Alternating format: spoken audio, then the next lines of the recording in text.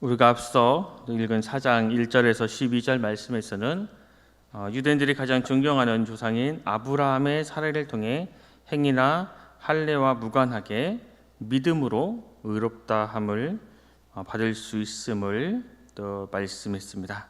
그리고 오늘 본문에서는 아브라함이 믿음으로 이루어진 하나님과 아브라함 사이의 언약과 아브라함의 믿음의 내용 그리고 칭의의 대상에 대해서 말씀을 하고 있습니다. 본문을 좀 구체적으로 살펴보면 먼저 바울은 아브라함과 그의 후손에게 세상을 물려받을 후사가 되게 하시겠다고 하신 하나님의 언약은 율법이 아닌 믿음의 의를 통해 획득된 그러한 의를 근거로 주어진 것임을 말씀하고 있습니다.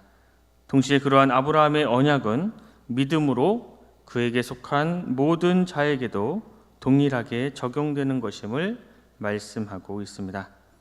다음으로 바울은 아브라함을 의롭다고 인정받게 만든 그의 믿음이 무엇인지를 또 말씀하고 있습니다. 여기서 바울이 강조하는 아브라함의 믿음은 하나님을 창조와 부활의 주로 믿는 믿음이었습니다.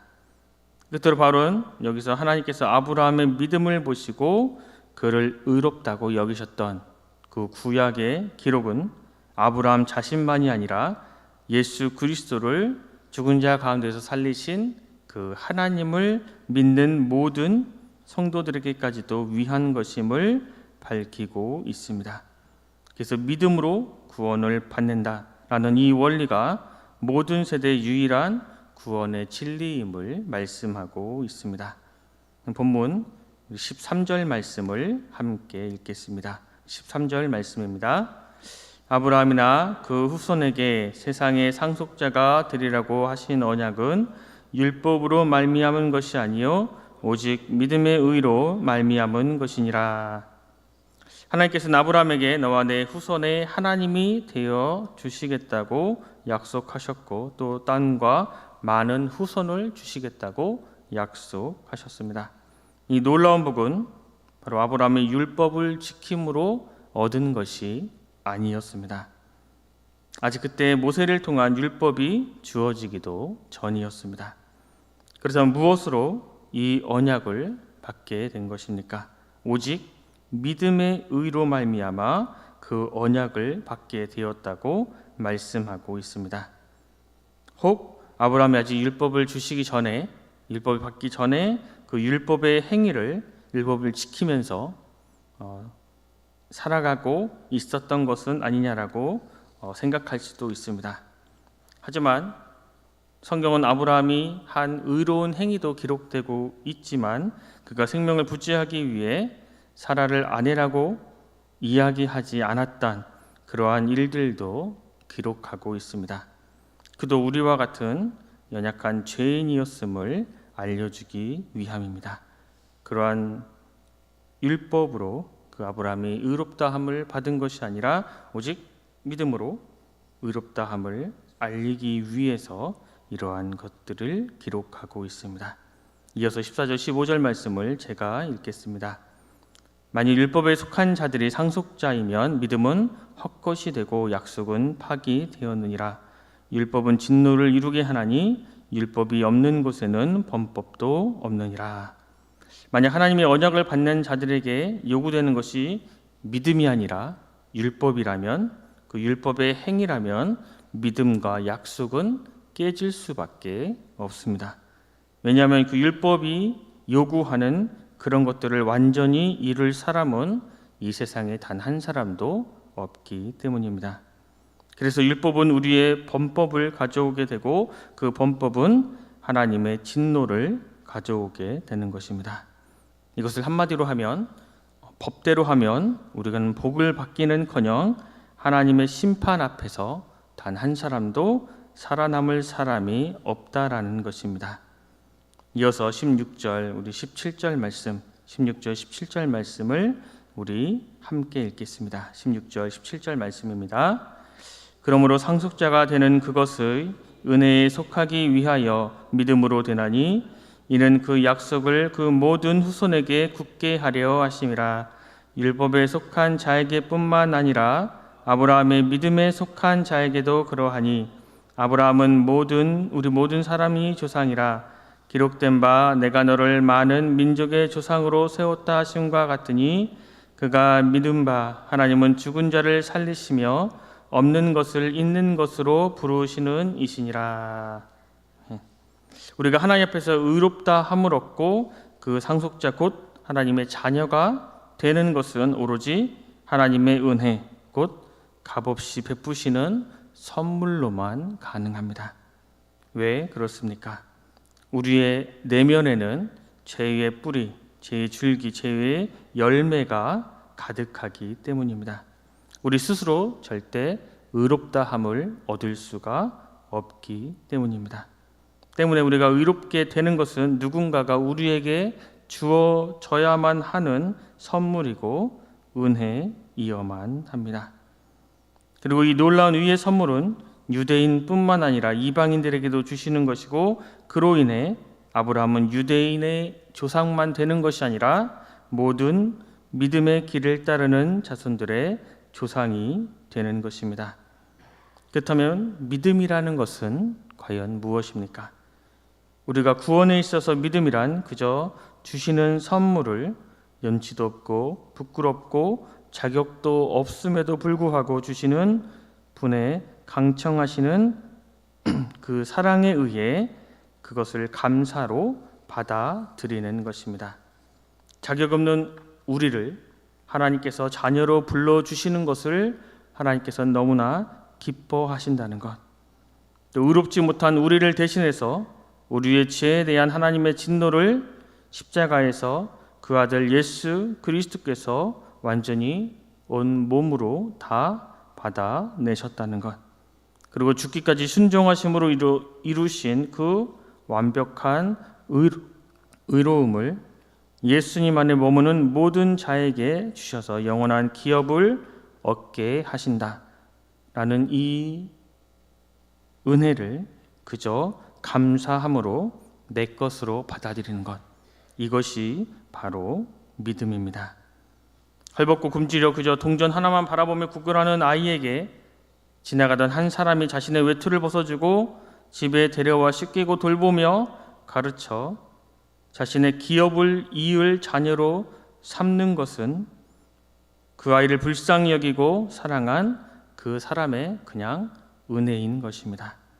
그 아이가 한 것이라고는 그저 그 사람의 사랑과 선물과 부르심을 감사함으로 받아들인 것밖에 없습니다. 스스로에게 아무것도 없음을 깨닫고 주신 은혜를 그저 받아들이는 것, 주신 은혜를 그저 내 것이구나, 나에게 주시는 은혜구나, 나에게 주시는 선물이구나 하고 그저 받아들이는 것이 바로 믿음입니다. 그렇다면 아브라함의 믿음은 어떠했습니까? 18절, 21절 말씀을 제가 읽겠습니다.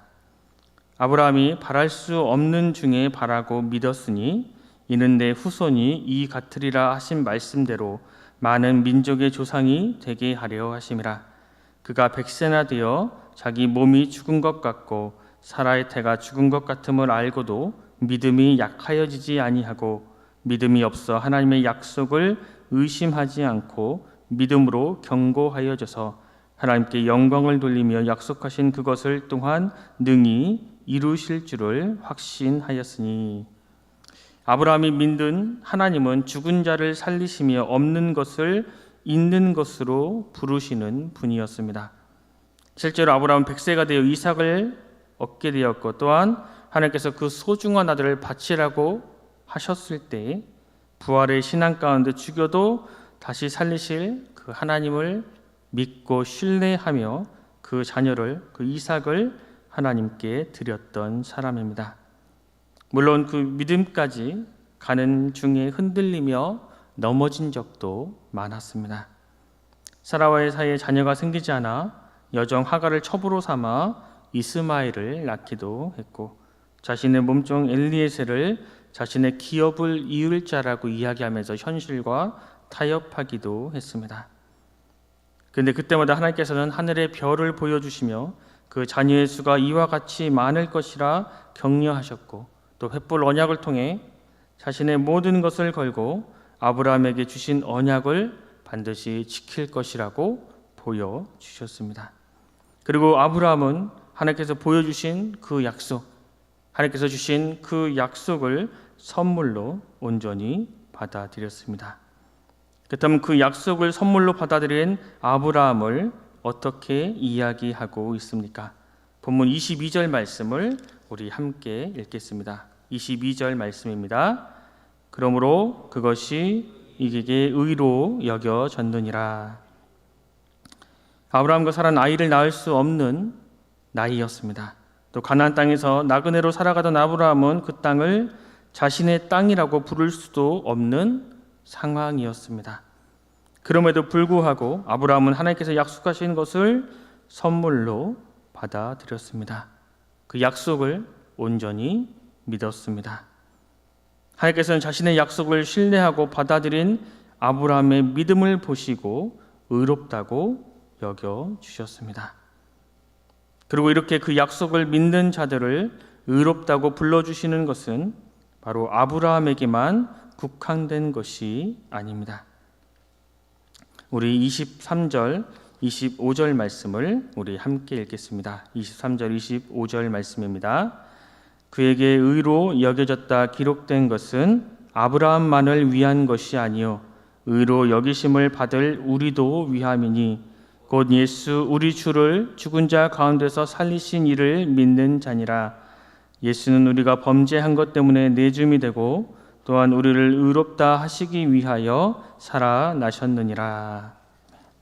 아브라함은 아직 낳지도 않은 그 아들을 통해 수많은 민족을 이루게 하실 줄을 믿은 것처럼 우리는 우리의 두 눈으로 직접 보지는 못했지만 말씀을 통해 예수 그리스도께서 나를 위해 십자가에 대신 주신 그 사랑을 믿습니다. 아브라함이 낳은 그 아들을 하나님께 드릴 때에 그 아들을 다시 살리실 것을 믿었던 것처럼 우리 또한 죽음 앞에서 다시 사신 예수님의 부활을 믿고 또한 그 부활에 우리가 동참하게 될 것을 믿습니다. 그리고 하나님께서는 자신의 약속을 감사하며 받아들인 우리를 의롭다고 불러주십니다. 아브라함은 할례를 받았기에 율법을 지켰기에 하나님 앞에 의롭다고 여겨지지 않았습니다.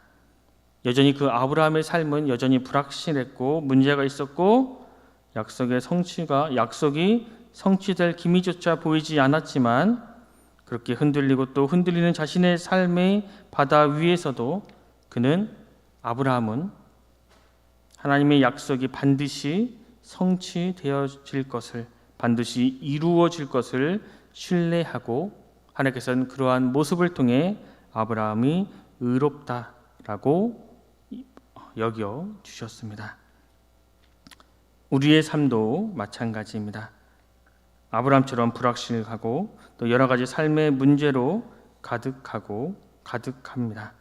예수님의 재림과 하나님의 나라가 언제 과연 이루어질지 참으로 의심 가운데 잘 알지 못하고 살아가고 있습니다. 하지만 이 모든 괴로움 속에서도 하나님의 뜻을 신뢰하고 우리가 주님께 받은 그 약속이 반드시 이루어질 것임을 확신하며 오늘을 살아갈 때에 하나님께서는 반드시 우리를 의롭다고 불러주실 것입니다. 우리 모두 당장 보이지 않아도 보이는 것들보다 더 선명한 주님의 약속을 의지하며 내 삶에 찾아오는 여러 가지 어려움과 힘듦과 불확실함의 두려움을 이겨내며 나아가는 우리 모두가 되길 바랍니다. 그러한 삶을 살아갈 때에 주님께서 우리가 바로 진정한 아브라함의 자손이라 인정해 주실 것입니다. 기도하겠습니다. 하나님, 오늘도 우리에게 새로운 한 날을 주셔서 주님의 약속을 듣고 묵상하며 하루를 시작하게 하시니 감사합니다. 주님, 우리의 두 눈으로 보지는 못했지만 이 세상 모든 만물을 하나님께서 만드신 것임을 믿습니다. 보지 못했지만 우리를 위해 그 아들 예수 그리스도를 십자가에 내어주사 우리의 죄를 사하여 주셨음을 믿습니다. 또 그 아들을 다시 살리셔서 부활의 주로 삼아 주신 것을 또한 믿습니다. 그리고 다시 이 땅에 주님을 보내셔서 우리를 온전히 구원하시고 하나님의 영원한 나라에 우리를 이끌어 주실 것임도 믿습니다. 아무것도 할 수 없는 우리는 그저 하나님께서 주시는 그 약속을 선물로 감사하며 받는 것밖에 할 수 없습니다. 그러나 그것을 도리어 우리의 의로 여겨주시고 우리를 사랑하여 주시고 우리가 옳다고 여겨주시는 하나님의 그 사랑에 더욱 감사합니다. 아무것도 할 것이 없는 우리를 의롭다고 불러주신 하나님 아버지를 날마다 더욱 깊이 알아가고 신뢰하는 우리 모두가 되게 하여 주시옵소서. 아브라함이 무언가를 해서 무언가 율법을 잘 지켜서 어떤 의로운 행동을 해서 하나님께 의롭다고 칭함을 받은 것이 아니라 그 약속을 온전히 믿음으로 의롭다고 칭함을 받은 것처럼 우리도 비록 우리의 행위로는 의롭다 칭함을 받을 수 없지만 하나님께서 우리에게 베풀으신 그 약속을 온전히 믿음으로 하나님께서 우리를 의롭다 칭해 주시고 하나님의 귀한 자녀로 삼아 주신다는 것을 깨닫게 하여 주시고 그것을 온전히 믿음으로 하나님의 거룩한 백성이 되고 하나님 앞에 거룩한 자녀가 되게 하여 주시옵소서. 그런 모습으로 살아가는 하나님의 거룩한 백성이 되게 하여 주시옵소서. 모두가 감사드리며 귀하신 예수 그리스도 이름으로 간절히 기도드립니다. 아멘.